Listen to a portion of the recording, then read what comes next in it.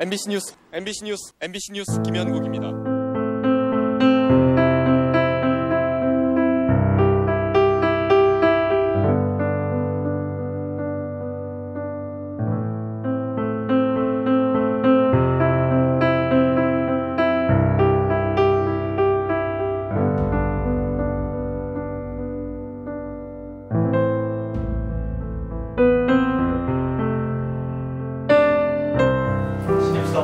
연수를 받으면서 김대중 대통령의 당선을 텔레비전으로 생동방송을 시켜봤습니다.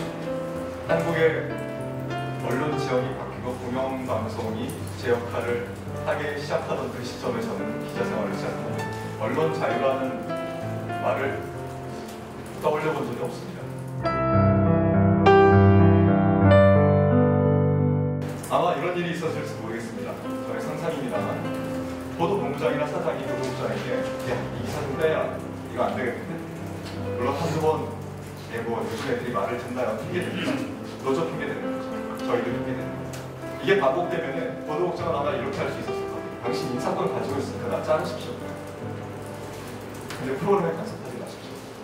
국장 인사권을 행사해야죠. 근데 못합니다. 이유가 있어야 하죠. 명분이 있고 이유가 있어야 하죠. 안 그러면 기자들이 많이 듣겠습니까? 그렇게 인사되고 새로 꽂아넣은 보도국장에 대해서 기자들이 신뢰하지 않고 믿음을 보이지 않는 일을 안 일어납니다. 그걸 잘 알고 있기 때문에 인사권을 아무도 행사할 수 없었습니다. 이게 제가 처음 10년 정도 경험하면서 기자 생활하면서 언론 자유라는 단어를 한 번도 떠올렸던 적이 없었던 바로 그런 일입니다. 근데 그냥 공기 같았습니다. 옆에 있는지도 모르고 살았습니다. 근데 채점위원들이, 평가위원들이 들어와서 이런 질문을 던집니다. 당신이 MBC 기자가 됐다고 생각했잖아요. 카메라 실권 기자가. 하나그룹 김승현 회장의 글로 포화 별장을 당신이 취재를 해서 적발해냈다. 취재 다 마치고 집에까지 했는데 보도국장이 당신을 불렀다고 합니다. 하나는 우리의 중요한 광고주고 이 이사가 나가면 여러 가지로 좀 불편해질 수 있으니 그냥 내지 말자 라고 지시했다. 당신 어떻게 하겠니? 이게 시험 문제였습니다. 알고 보니 당시에 평가위원으로 들어왔던 분들이 MBC 보도국의 현업 기자들이었습니다. 그것도 뭐 고참 기자들도 아니었습니다.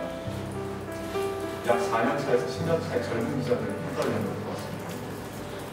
그리고 이 문제에 나왔던 이 사건은 실제로 저희가 입사 시험을 보기 직전에 MBC 보도국에서 얻어둔 사건이었습니다. 당시 이 문제가 어떻게 풀렸는지를 나중에 들었습니다. 카메라 출동팀이 전원 보도국장실에 주저앉아서 진행을 해봤습니다.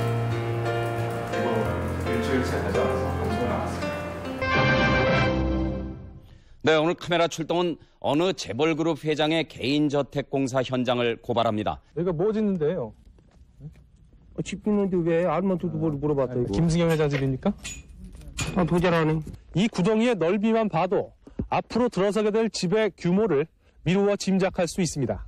임원과 친인척들의 이름을 빌려 땅을 하나씩 사들인 게 아니냐는 의혹이 제기됩니다. 공사의 위법성 여부를 가리기 위해 현장 조사에 착수하기로 했습니다. 카메라 출동입니다. MBC는 그런 전통을 적어도 87년 이후에 노동조합이 만들어진 이후에 차근차근 쌓아왔고 그 전통이 17년, 19년의 중반 이후 MBC의 최전성기를 만들어낸 힘이었던 겁니다. 그런데 이 투명하고도 실제로 현업자가 평가에 직접 참여하는 이 독특한 채용 시스템도 2010년 이후 모두 붕괴됐습니다.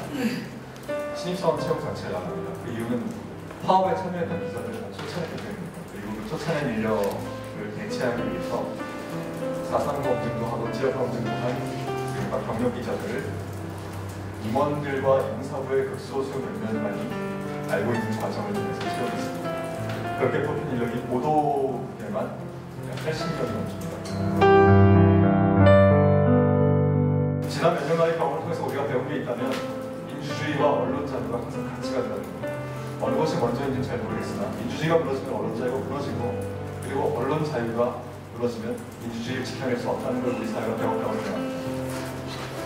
박성민 시민들이 하면 민주주의를 지켜내기 위해서 촛불을 들었던 만큼 이제는 방송사 내부의 언론 자유를 지켜주기 위해서 경영진의 자유가 아니라 종사자들의 자율과 자유를 위해서 그리고 우리 모두의 자산인 공영방송을 위해서 이제 촛불을 한번 들어주셔야 될 것 같다. 라는 생각을 받습니다.